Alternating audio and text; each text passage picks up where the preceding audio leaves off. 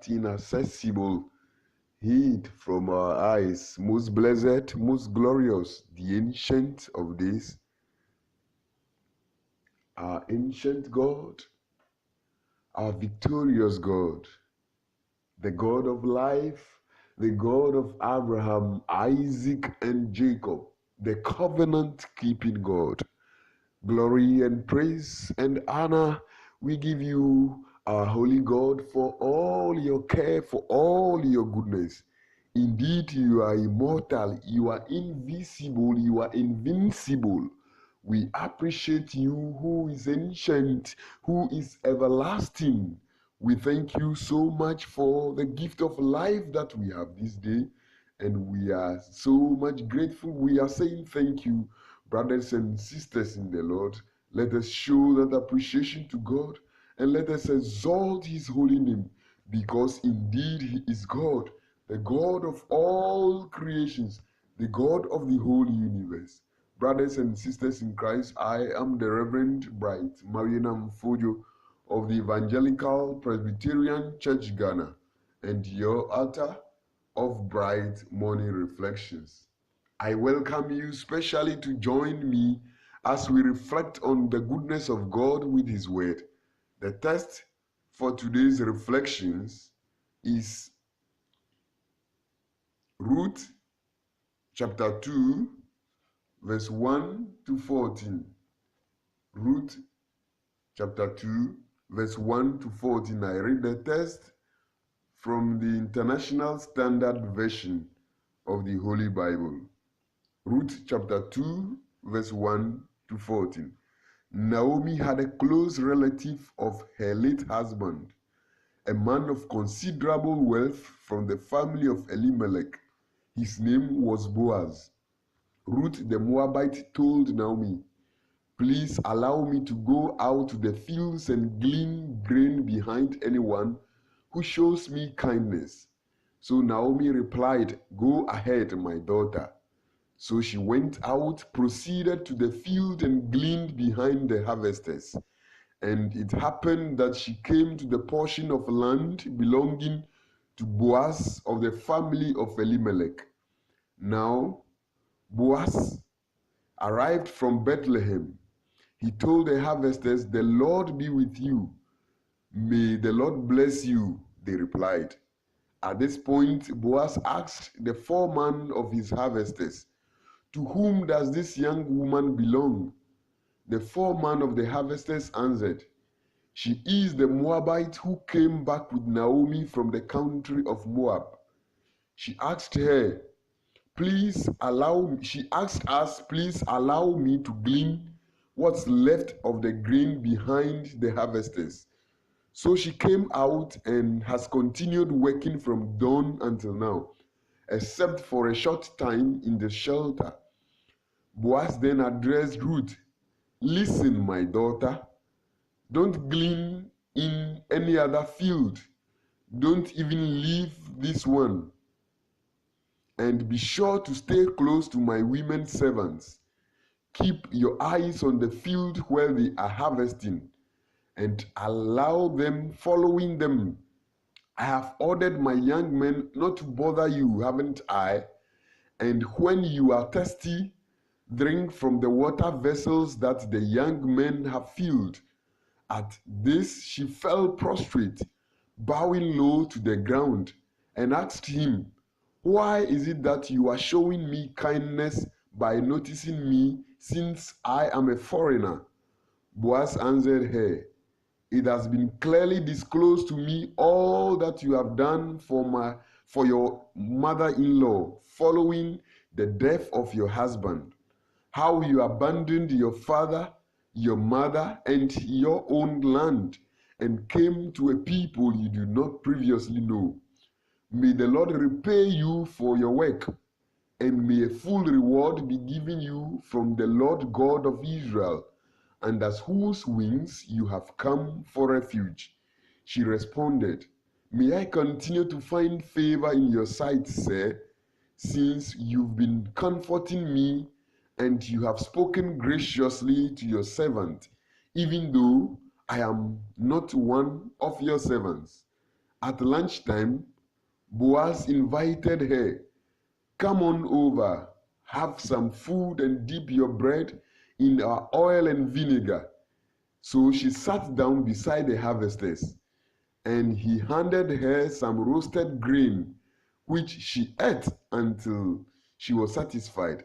She kept what was left over. The word of God. Thanks be to God. Brothers and sisters in Christ, we have studied about Elimelech and his household in the past 2 weeks. Today, we are continuing with what happened to Ruth the Moabite, who had come with the mother-in-law from Moab.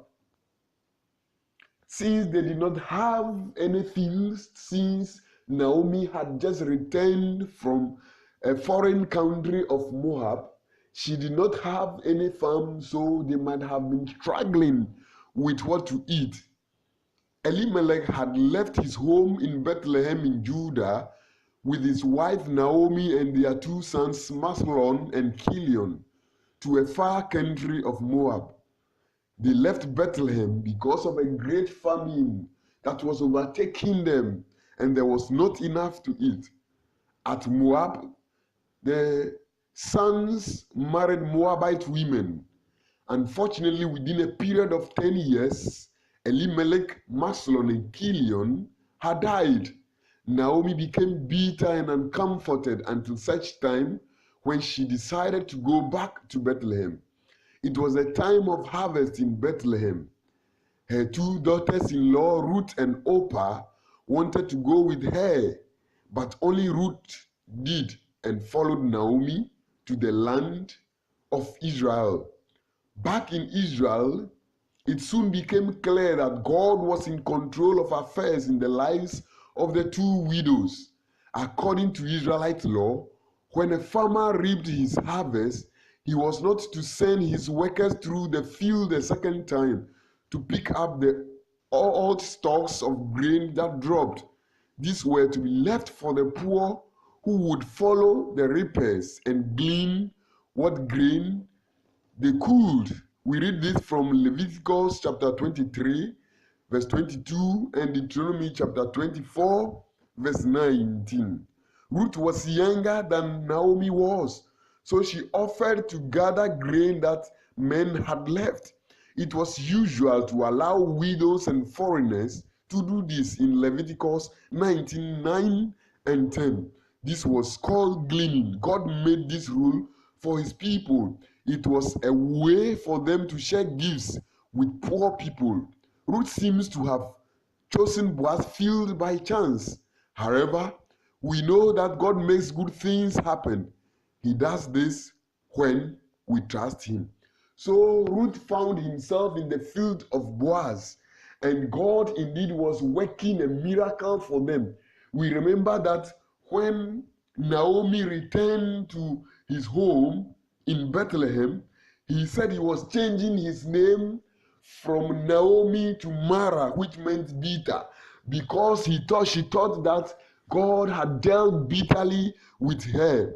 But this time we realize that God has a special plan for them.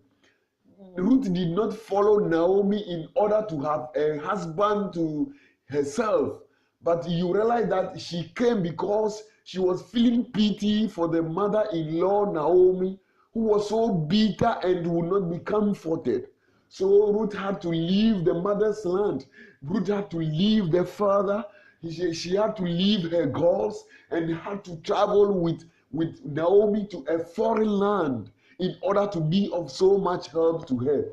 Indeed, Ruth played her role. She did her best. She was helping. She was of so much help to Naomi. Since Naomi was a bit older, Ruth offered to go into the fields so that she could bring something home to the mother-in-law, so they could always have something to eat. Brothers and sisters in Lord, it is the same way God does miracles in our lives. Ruth found himself in the field of Boaz, who was a family member of the father-in-law Elimelech. Hallelujah. So they were so merciful beyond expectation. Boaz was so merciful to Ruth beyond expectation, so that he provided for her everything that she needed. He provided for her the food that she needed to drink. He provided for her water she needed to drink, and even provided for her security against the youth of the town. Hallelujah.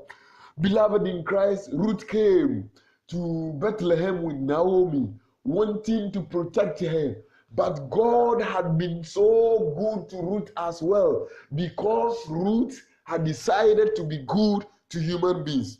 That is what happens, friends, that as far as we are also in tune with the Holy Spirit, and we want to provide help to other people, God will provide help for us too.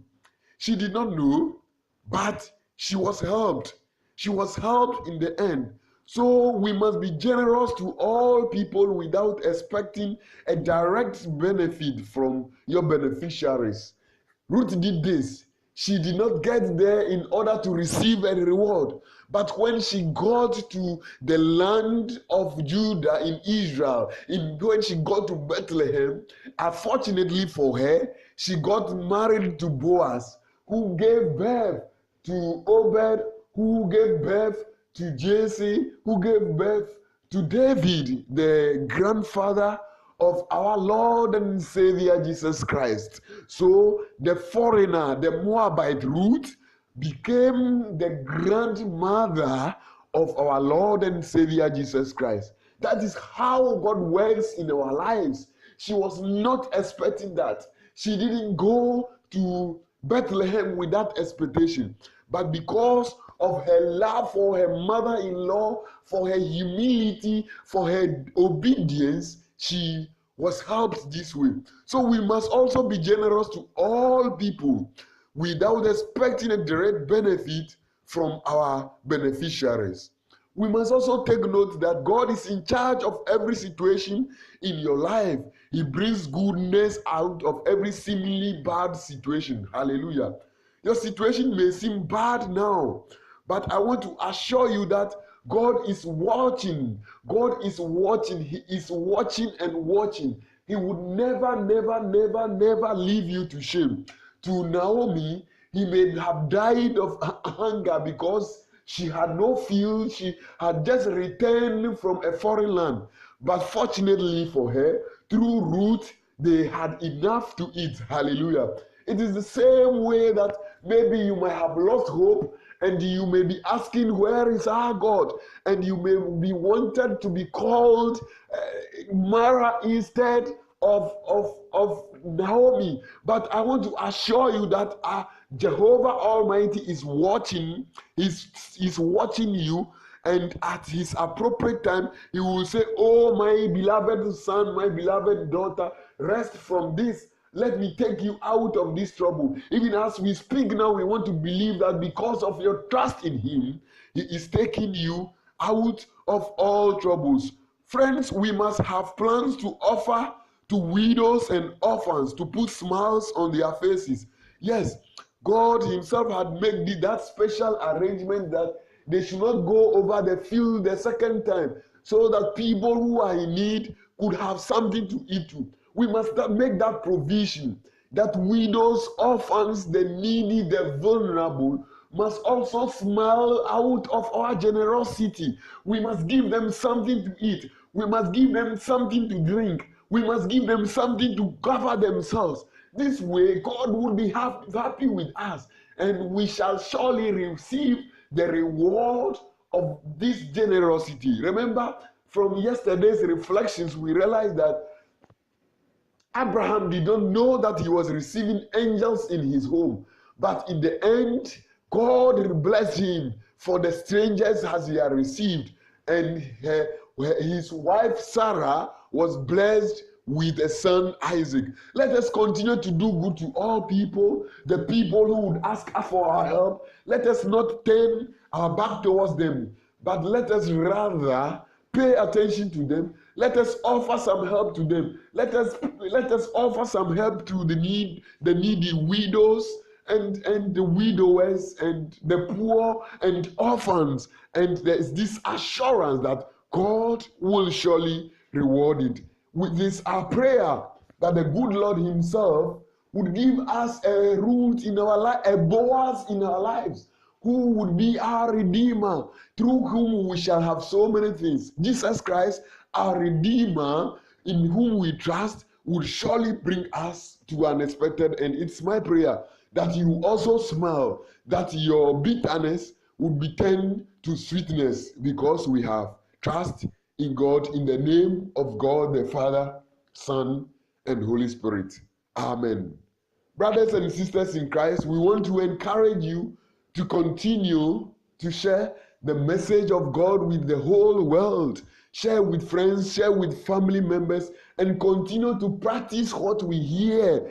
Through that, the Lord God himself will continue to bless us. I am the Reverend Bright Mawiena Mfojo of the Evangelical Presbyterian Church, Ghana, and your author of Bright Morning Reflections. God willing, will come your way again tomorrow, Thursday, and we are sure that God would bless us again. The text for tomorrow is Luke chapter 10, verse 38 to 42. Until then, have a blessed day in the Lord. Amen.